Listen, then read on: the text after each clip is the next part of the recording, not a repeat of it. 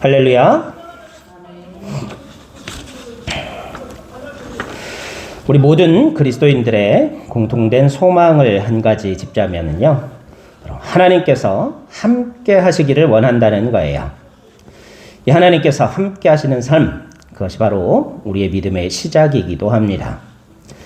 그뿐만 아니라 우리 기독교의 역사 역시 하나님께서 인간 세상에 함께 하신 임재로 말미암은 사건들의 연속이 바로 기독교의 역사입니다. 그래서 하나님의 적극적인 품성의 하나를 이룰 때 뭐라고 하냐면 바로 무소부재하시다, 그렇게 말하죠. 이게 무슨 뜻입니까? 무소부재. 하나님의 존재와 섭리가 모든 피조물 속에 미쳐 있음을 가리키는 것으로서 바로 무소, 아무것도 없다, 부재, 하나님이 계시지 않은 곳이 아무것도 없다, 그러는 뜻이에요. 그렇다면 어디에나 계신 이 하나님을, 하나님이 계신 임재를 우리 그리스도인들은 어떻게 깨달을 수 있을까요? 바로 계시라는 것을 통해서 깨달을 수 있는데요. 이 계시라는 것이 무슨 뜻이냐 하면은 바로 하나님께서 자기 자신을 우리 피조물인 인간에게 드러내시는, 곧 하나님의 자기 드러냄을 계시다라고 설명합니다. 신학에서는 이 계시, 하나님의 자기 나타내심을 두 가지로 설명하는데요. 일반 계시라는 것이 있고 특별 계시가 있다, 그렇게 말해요. 일반 계시는 뭘까요? 바로 우리가 살고 있는 이 자연의 섭리, 또 인간의 역사, 또 사람이면 누구나 가지고 있는 어떤 마음의 양심 같은 것들을 통하여 하나님의 살아계심을 깨달을 수 있도록 드러내시는 것이 일반 계시라 하고요. 특별 계시는 무엇인가 하니까 바로 하나님께서 이 성경 말씀을 통하여 우리에게 주신 하나님의 말씀이 특별 계시 가운데 가장 대표적인 거예요. 또 출애굽기 말씀을 보니까 불과 연기의 구름 속에서 하나님이 자신의 존재를 드러내시기도 하셨고요. 욥기 38장을 보면 폭풍우 가운데서 말씀하여 이르셨다, 그렇게 기록되어 있어서 폭풍우 가운데 말씀하심을 통하여도 자신을 드러내시고, 또 오늘 본문 말씀을 보면 뭐라고 기록되어 있어요? 세미한 음성, 작고 가는 소리 속에서 하나님께서 자신을 드러내셨다라고 말씀해요. 그런데 하나님의 계시의 완성은 무엇일까요? 하나님의 자신을 드러내심에 가장 확실한 것은 바로 예수 그리스도를, 그 아들을 우리에게 보내주신 예수님을 통하여 자신을 우리에게 보여주시고 나타내주시고 드러내주셨다라는 것을 우리는 알아야 하겠습니다. 그런데 많은 사람들이 이 하나님에 대해 우리가 잘못 알고 있다는 거예요. 오해하고 있다는 거예요. 이 다양한 하나님의 계시 방법들 중에서 그 중에 특별히 이 기적과 놀라운 이사, 기적과 이사라고 하죠. 그것들을 눈으로 보기만을 원한다는 거예요. 신약성경 마가복음 8장 11절 말씀도 보면 바리새인들을 뭐라고 말씀하시냐면 하늘로부터 오는 표적을 구하는 사람들이다 라고 설명하시기도 한다는 거예요. 그런데 하나님의 자기 드러내심인 이 계시의 공통점은 뭐예요? 바로 귀를 기울여야 들리는 세미하고 작은 소리라는 거예요. 그래서 우리 기독교를 보는 종교가 아니다, 들음의 종교다라고 이야기합니다. 우리의 무속신앙 굿은 어땠어요? 보는 종교였죠. 굿 보러 간다 그랬죠. 아직도 그 전통 때문에 예배 보러 간다라는 말을 많이 사용해요. 예배는 보는 게 아니라 하나님의 음성을 듣는 시간이라는 것을 깨닫기를 소망합니다. 이 하나님, 무소부재하신 하나님은 우리가 조용한 소리로 우리에게 드러내시기 때문에 귀를 기울여야 들을 수가 있고, 또 들은 후에 그 말씀에 순종하여야 하나님을 그제서야 볼 수 있게 된다는 거예요. 욥기 42장 말씀을 보면 내가 죽게 대하여 이제까지 귀로 듣기만 하였었더니 이제는 눈으로 주를 배움나이다, 그렇게 모든 시련과 환난 이후에 하나님의 뜻을 발견하게 된 욥이 고백하는 것을 볼 수 있는 것과 같이 우리가 하나님이 우리와 함께 하신다는 것을 귀 기울여 들은 후에야 비로소 눈으로 주님을 만나고 볼 수 있다는 사실을 깨닫기를 바랍니다. 오늘날 우리들은 잘못 알고 있죠. 신앙을 갖지 않은 사람들 뿐만 아니라 교회에 출석하고 있는 신앙인들조차도 눈으로 볼 수 있는 신기한 표적 속에서 하나님이 우리와 함께 하신다는 임재를 찾으려고만 한다는 거예요. 부흥회, 또 병이 치료되는 신유의 은사, 여러 가지 기적 같은 간증들을 통해서 하나님이 우리와 함께 하신다는 사실을 간절히 찾아 헤매지만 더 중요한 건 뭐예요? 작은 소리, 세미한 소리로 누구에게나 말씀하시는 하나님의 음성에 우리가 귀를 기울일 수 있을 때, 그때 비로소 우리는 더 큰 기사와 이적, 또 살아계신 하나님의 영광을 우리의 눈으로도 보게 될 줄로 믿습니다. 엘리야에게 하나님이 임재하신 그 하나님에 대한 말씀이 오늘 본문 말씀. 우리가 이 본문 말씀을 통하여 하나님께서 우리에게 어떻게 임재하실까?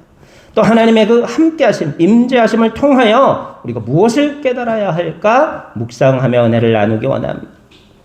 먼저 오늘 본문이 위치한 성경 말씀의 자리를 보면요. 이 19장 앞에 18장 내용을 보면 엘리야가 갈멜산에서 이 바알 선지자 450여 명과 대결한 이야기가 등장해요. 그들과 대결하여 어떻게 됐어요? 엘리야가 차려놓은 제단에만, 희생 제물을 올려놓은 제단, 물까지 막 부었었죠. 나무에다가 도랑을 파가지고 물을 붓고 그 위에 물을 또 막 장작에도 부어서 도저히 세상 불로는 불을 붙일 수 없는 상태를 만들어 놓고서는 제사를 드렸는데, 바알 제사장들 450명이 아무리 막 자기 일을 막 피가 흘리면서 막 기도를 하고 그래도 응답이 없었죠. 왜? 바알은 우상이고 살아야 계신 신이 아니기 때문에. 그러나 엘리야가 제단을 쌓고 물까지 부어놨는데 하늘로부터 불이 내려와서 그 제물을 연락하신 사건이 있죠. 이 사건 이후에 어떻게 됐어요?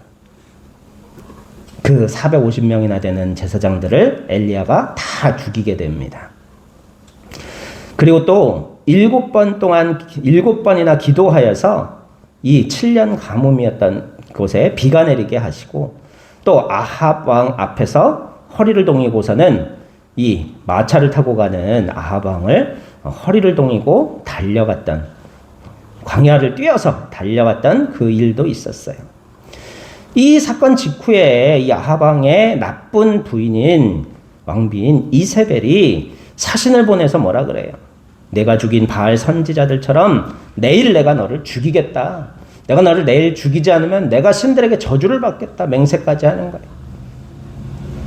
하나님의 능력을 힘입어서 그 큰 능력들을 행한 직후였던 이 엘리야가 그 위협 앞에 두려움에 빠져서 광야로 도망하여 갔다는 거예요.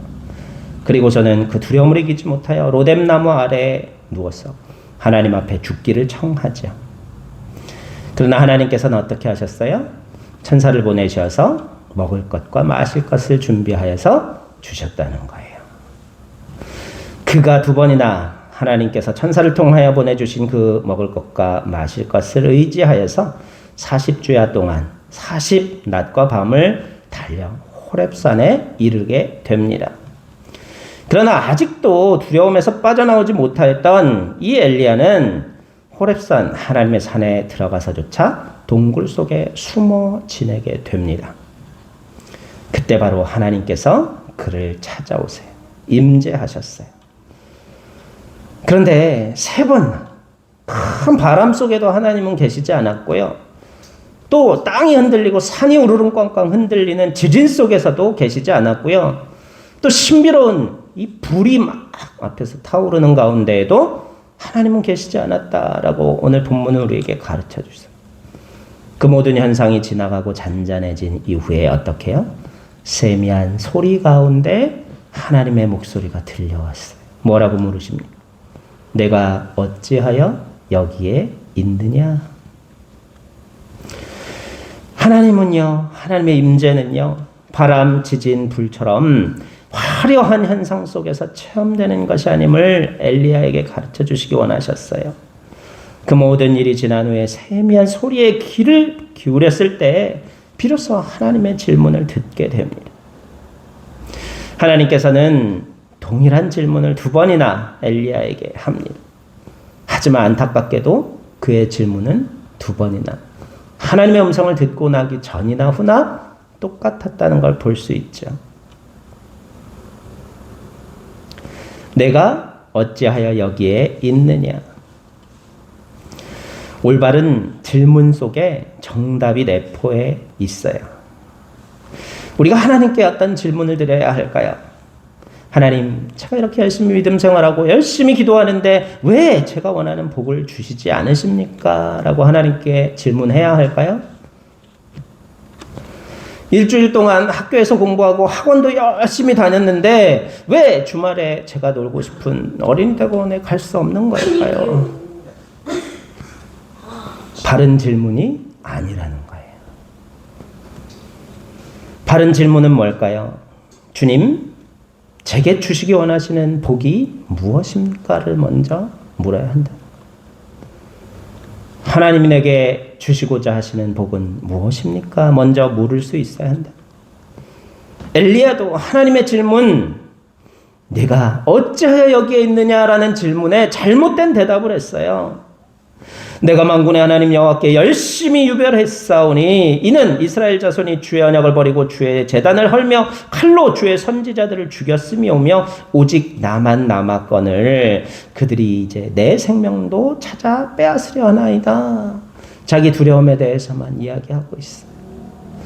하나님은 분명히 그 위험한 상황과 권력자들의 위협을 이길 수 있는 힘을 엘리야에게 이미 주셨건만 엘리야는 그 많은 능력을 행하고도 기적을 체험하고도 아직도 그 두려움에서 헤어나오지 못하고 하나님의 음성 앞에서 똑같은 대답을 반복하고 있을 뿐이라는 거예요. 결국은 어떻게 됐어요? 후임이 세워졌어요. 엘리야를 통하여는 더 이상 하나님께서 하나님의 뜻하신 일을 이룰 수가 없게 되자 엘리사를 세우시게 된 거예요. 아합을 패하고 바알에게 무릎 꿇지 않은 자 7,000명과 함께 이스라엘을 회복시키시는 하나님의 크신 계획에 엘리야는 두려움 때문에 동참하지 못하고 후임이 된 엘리사를 통하여 하나님은 그 일을 이루어 가십니다. 우리가 세상을 살아가면 여러 가지 질문 앞에 맞닥뜨릴 때가 있어요. 특히 불행한 사고를 당한 사람들. 뭐라고 이야기합니까? 영어 드라마를 보면 뭐라 그래요? 옆에 사람이 wrong place, wrong time, 잘못된 장소에 잘못된 시간에 있었을 뿐이다. 그렇게 이야기하고 핑계하죠. 우연히 그런 일을 당한 것뿐이다 라고 이야기해요. 하지만 하나님께서는 오늘도 저와 여러분에게 묻고 계세요. 내가 어찌하여 여기에 있느냐? 하나님께서 모르셔서 물어보셨을까요? 준영이가 막 싸우고 있어요. 물건을 집어던지고 서꼬집고 핥히고 머리카락을 쥐어뜯고 있어. 엄마가 딱 오면 뭐라 그래? 잠시만요. 니네 뭐 하냐? 아니에요. 아니 잠시만요. 형이 유리인간 어디에 떴는데? 아니요. 우리 아들들 말고요. 다른 아들들 얘기해요. 네. 말바꾸기 지겹다. 니네 뭐 하는 거야? 그러죠. 아니요. 또 뭐라 그래요? 가게에서 물건을 몰래 훔치던 아이에게 주인이 딱 보면 뭐라 그래요? 너 지금 뭐 하냐? 말도 안 하고. 몰라서 물어봐요? 알면서 물어보는 거죠. 왜? 네가 지금 잘못된 일을 하고 있다는 것을 자기 스스로에게 한 번 더 물어보라는 거예요. 잘못을 돌이키라는 질문이라는 거예요. 하나님께서 엘리야에게 내가 여기서 무엇을 하느냐? 지금 여기서 뭐 하고 있느냐? 어찌하여 여기 있느냐? 물어보신 이유가 뭐예요? 이세벨을 두려워하지 말고 이스라엘을 회복시키라는 나의 뜻을 행하라 그거예요. 그때 엘리야는 뭐라고 대답해야 했을까요? 주여, 제가 여기에 있나이다.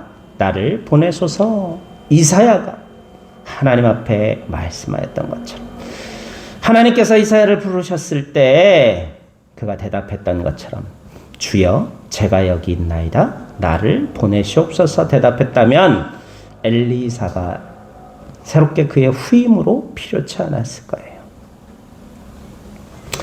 우리 그리스도인들은 하나님과 함께 주님께서 보내시는 그곳에 가서 주님께서 우리에게 시키시는 일을 하는 것, 그것이 바로 하나님이 우리와 함께 하시는 삶을 살아가는 길이라는 거예요. 지혜라는 거예요.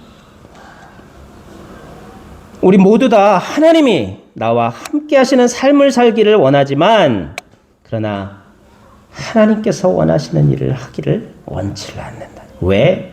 두렵기 때문에. 먹고 살기도 바쁜데 내가 하나님 일 하다가,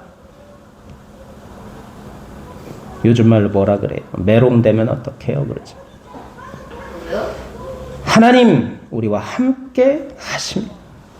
우리에게 일을 맡기실 때, 우리를 보내실 때 하나님께서 함께 하심을 믿습니다. 지난 월요일에 노회에 참석해가지고 선교 대회를 열었는데요. 우리 이 경기 노회에서 성공적으로 개척교회를 하고 있는 두 분의 목사님이 간증하시는 것을 들었어요. 하늘품교회였나요? 하늘품교회 이영무 목사님, 예수품교회 이영무 목사님, 그리고 또 동네교회 이정기 목사님, 두 분의 그 교회 개척의 그 간증을 들었는데요. 너무 은혜로웠어요. 정말 개척해야겠다는 간절한 마음이 있어가지고 개척을 처음부터 준비하고 하신 게 아니에요. 두 분 다 보니까.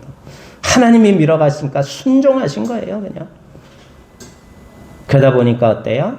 하나님이 사람을 보내주시고 상황과 여건을 허락하시고, 그리고 하나님 앞에 처음에 뜻했던, 마음먹었던 그 선교의 목표들을 이룰 수 있도록 계속해서 함께 해주셨다는 거예요. 교회를 개척하면서 여러 가지 생각들을 합니다. 로뎀나무에서 주님 이제 조카오니 나를 죽여주시옵소서. 그 마음이 공감 갈 정도로, 그러나 하나님께서 천사를 보내셔서까지 먹을 것과 마실 것을 주시면서 하나님의 소명을 감당하기를 원하셨다는 거예요. 하나님은요, 교회를 이루게 하십니다. 하나님께서 분명히 함께 하심을 믿습니다. 또 이 교회를 통하여 하나님께서 우리에게 필요한 모든 것들을 은혜로 채워주실 것 또한 믿습니다.